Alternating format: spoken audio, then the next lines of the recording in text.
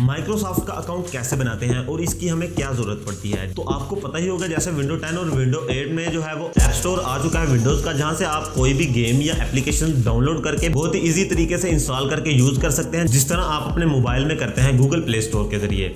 तो दोस्तों यहाँ पर मैं आपको बताऊंगा कि कैसे आपने बहुत ही इजी तरीके से अकाउंट बनाना है और इसकी क्या इंपॉर्टेंस है। ये थोड़ा सा हार्ड है और काफ़ी ज़्यादा वीडियोस में ये प्रॉपर तरीके से एक्सप्लेन नहीं किया लोगों ने कि इसको प्रॉपर बनाना किस तरह से है। वो जो है दोस्तों न्यू से ईमेल क्रिएट या हॉटमेल या इन चीज़ों में आपको उलझा देते हैं, कुछ समझ नहीं आती कि इसका अकाउंट जो है वो बनाना कैसे है। तो यहाँ पर जीमेल की आईडी तो सबके पास होती ही है, तो उसी को यूज करते हुए हम अपने माइक्रोसॉफ्ट का अकाउंट बनाएंगे। तो दोस्तों ये माइक्रोसॉफ्ट का अकाउंट है वो बहुत ज़्यादा गेम्स, माइक्रोसॉफ्ट के प्रोडक्ट्स उनमें साइन इन करना पड़ता है और बहुत ज़्यादा लोगों को मुश्किल होती है कि इसको हम कैसे साइन इन करें। हालांकि ये बहुत ही इजी स्टेप है, ठीक है। तो यहाँ पर अब मैं आपको बताऊंगा कि जिस तरह आपने ऑफिस को इंस्टॉल कर लिया तो उसको अगर आप साइन इन करते हैं या आपने गूगल क्रोम में एक्सटेंशन डाउनलोड कर ली माइक्रोसॉफ्ट के प्रोडक्ट्स की, तो वहाँ पर अगर आप साइन इन करते हैं तो वो जो है वो डाटा को स्टोर रखता है। अगर आप उसको मोबाइल में भी साइन इन करके उस डाटा को आप देखना चाहें तो वो देख सकते हैं। बहुत ज़्यादा फायदा है इसका। यहाँ पर जो विंडोज़ के ऐप स्टोर हैं उनमें अब आप इसको साइन इन करेंगे तो तभी आप किसी भी गेम को इंस्टॉल कर पाएंगे, किसी भी सॉफ्टवेयर को यूज़ कर पाएंगे। तो बहुत ही ईजी स्टेप में आपको इस वीडियो में बताया गया है। तो चलिए हम चलते हैं अपनी स्क्रीन पे और देखते हैं कि इस अकाउंट को प्रॉपर तरीके से कैसे बनाना है। तो दोस्तों हम आ चुके हैं अपने डेस्कटॉप पे। तो यहाँ से आपने अपने क्रोम ब्राउज़र को ओपन कर लेना है। ब्राउज़र आप कोई भी ओपन कर सकते हैं, ठीक है। और यहाँ से आपने माइक्रोसॉफ्ट की ऑफिशियल वेबसाइट पर चला जाना है। Microsoft.official पर आपने क्लिक करना है, Microsoft.com। तो ये देखिए यहाँ से आपने साइन इन पर क्लिक करना है।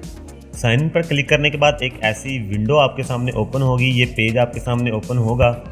यहाँ पर आप अपनी आईडी को साइन इन कर सकते हैं अगर ऑलरेडी एग्जिस्ट है।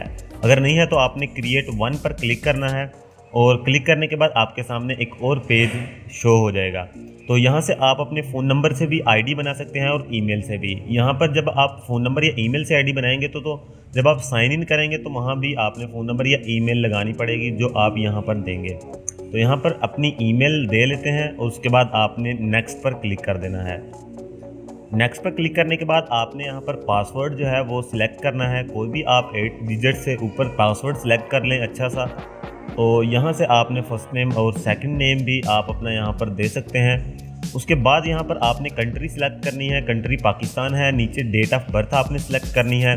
जो आपकी ओरिजिनल डेट ऑफ बर्थ है वही आप सिलेक्ट कर लें तो बेहतर रहेगा, ताकि आपको वो भूले ना। या कोई भी ये चीज़ें आप लिख भी सकते हैं अपनी डायरी में। तो यहाँ पर आपने वो कोड डालना है जो ईमेल आपने यहाँ पर दी थी, या ईमेल या नंबर, उस नंबर पे आपको ये वाला कोड मिलेगा।